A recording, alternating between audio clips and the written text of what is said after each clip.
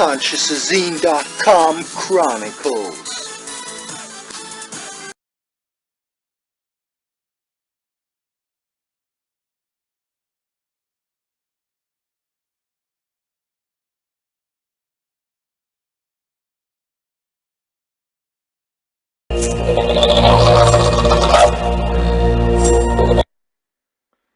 Wow, check this out. This guy is making salt from wood. I've never seen this before. This is primitive technology from Primitive Life channel.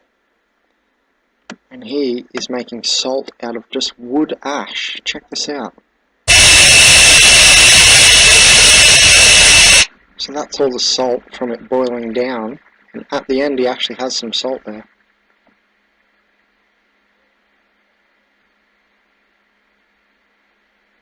There's the salt there. So let's see how he did this. He takes the ash.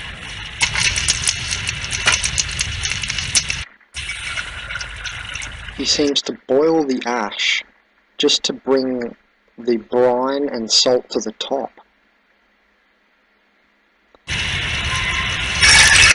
See, he then seems to pour out the top, if we watch.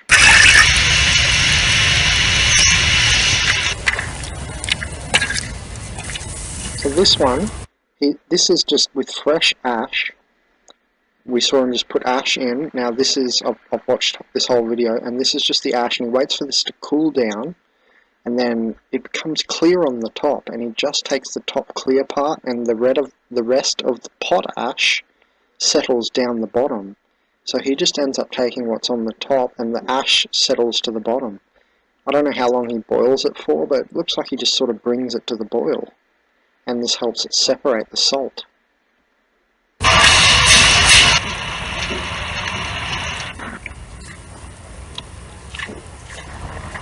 See?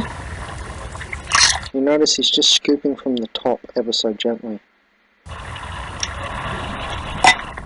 You see that liquid that he's scooping from the top is kind of half clear. You notice it becomes clearer.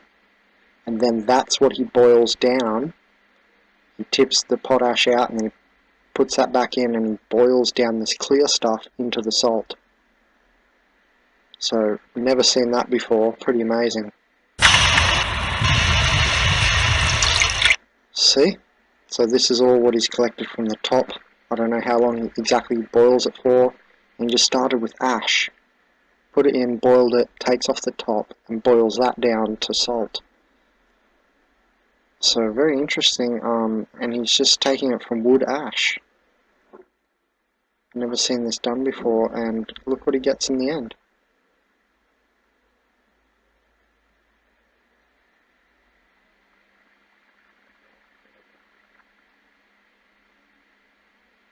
So salt, and he eats it with his cassava.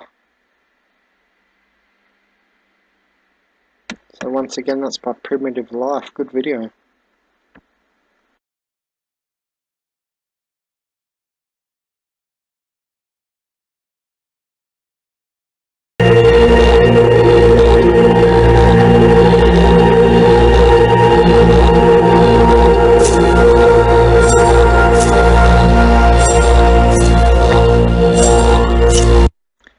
Just listening to that, which I downloaded from YouTube. That's the title of it. And I just wanted to show this, which I've never seen before by these guys, Survival Skills Primitive. Getting water from a banana tree in a way that I have not seen before.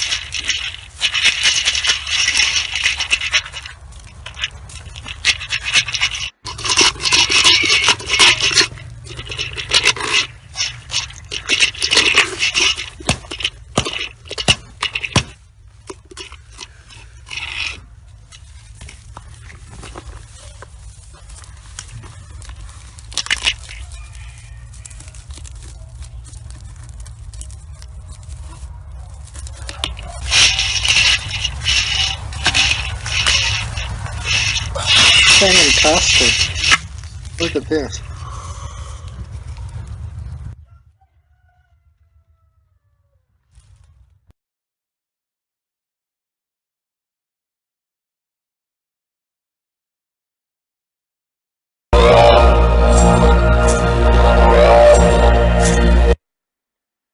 Okay, in this next scene, it is this video, how to make Roman concrete.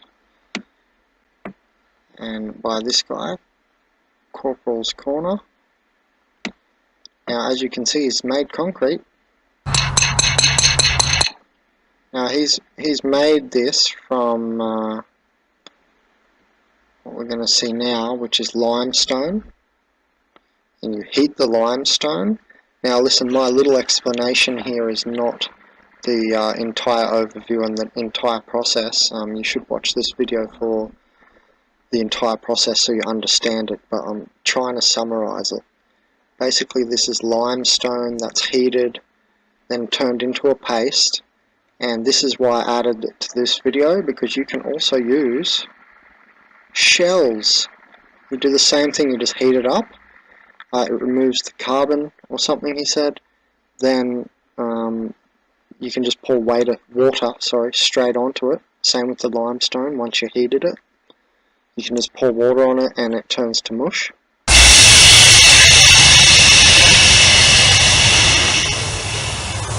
A lot of heat right now. You can see the shells breaking down and forming that paste.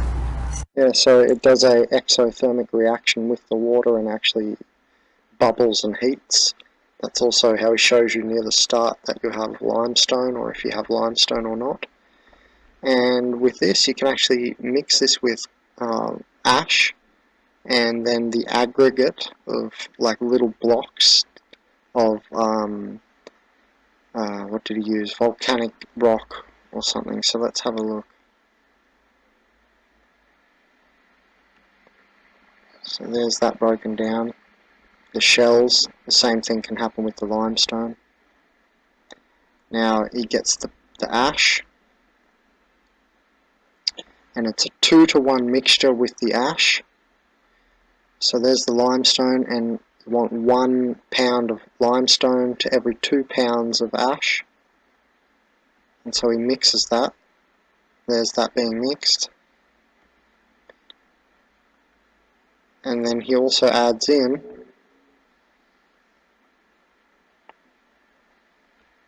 I'll add my 2nd pound.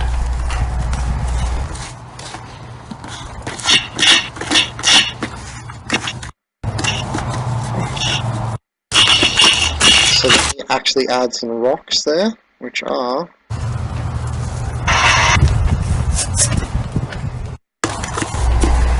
and last but not least, our aggregate. We need our volcanic rock. So he's adding volcanic rock, but you could add you know, other things. But this is a great mixture, and essentially that's the mix. And then he explains how the Romans used it, and then he just starts to make the brick.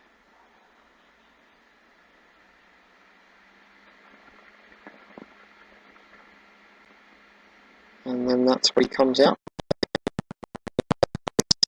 This is the mixture. It's got the aggregate volcanic rock in it. It's got 2 pounds for every pound of limestone, or the shells, the calcium carbonate.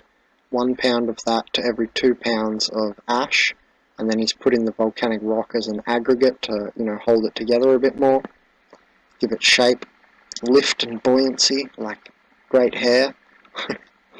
And then he's just, you know, put it in here and let it dry for 24 to 48 hours. And then he has this.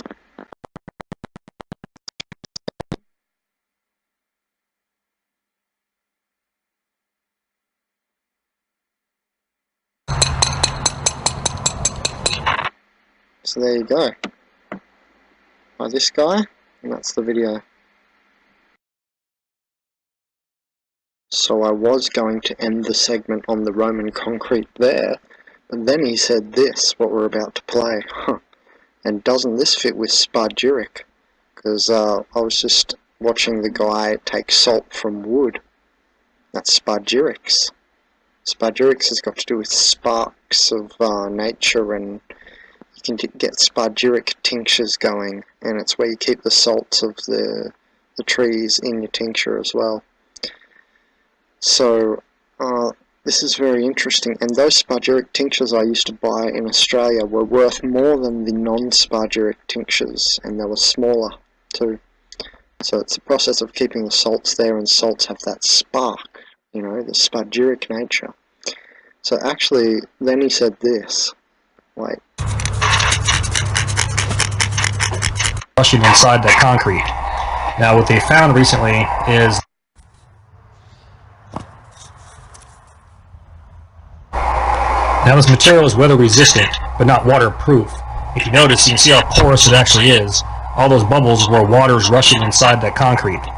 Now what they found recently is that the Roman concrete was just like this, with the exception that they used seawater.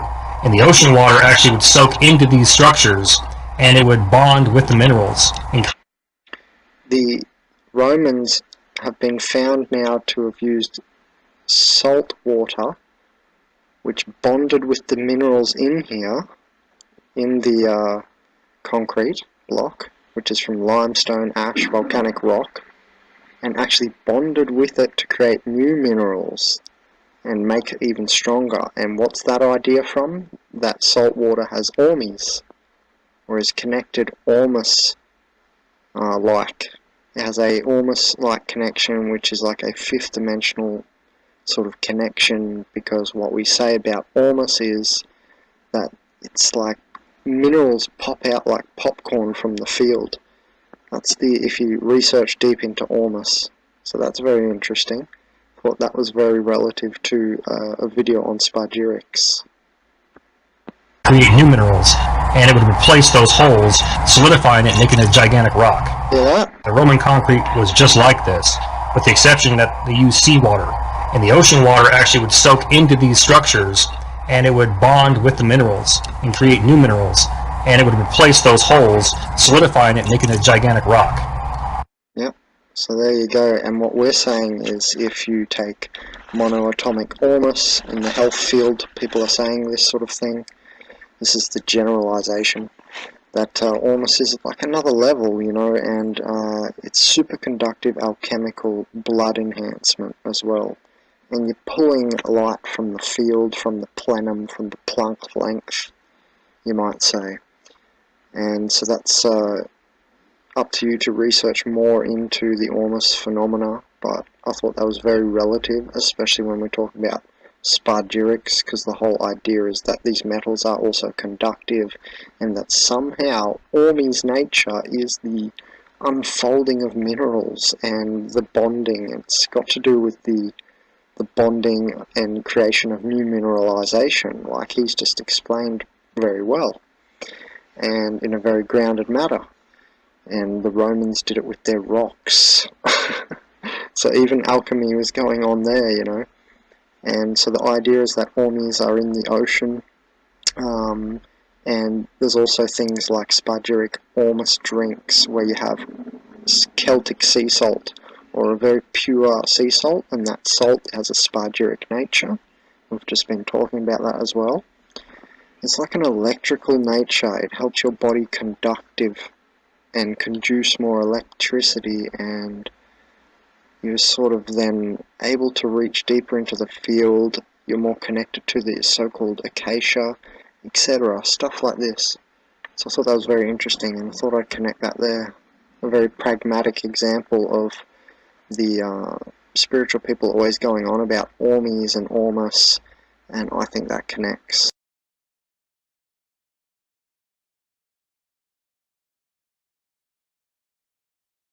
Even have poo pills now.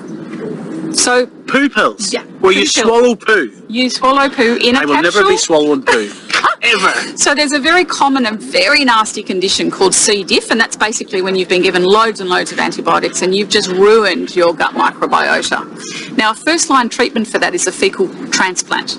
When you take fecal matter from a healthy person, poo, You quite literally put it in a vitamizer with some saline solution and you... Shove it up there. That's exactly right. And indeed, in Europe, at least one trial at the moment is underway to look at whether if you take people who are obese and you do a fecal transplant from people who are naturally lean, No. that it can help them to lose weight. No. So they're now seeing whether they can use it for weight loss. This is ridiculous. So you'd be going to your skinny friend and asking him or her for some of their poo. That's right. But you... Like, if you know the solar system, America is like in the middle, and England is like it's the closest to the sun, I think.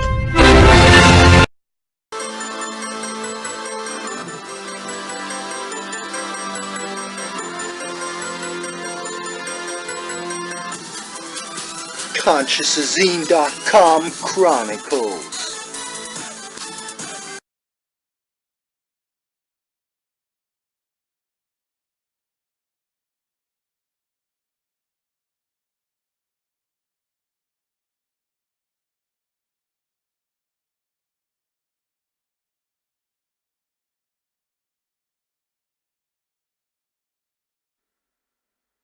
My job is to make sure that when Katie has a seizure, if she's running, that nobody carts her off the course. Oh, Katie has a seizure.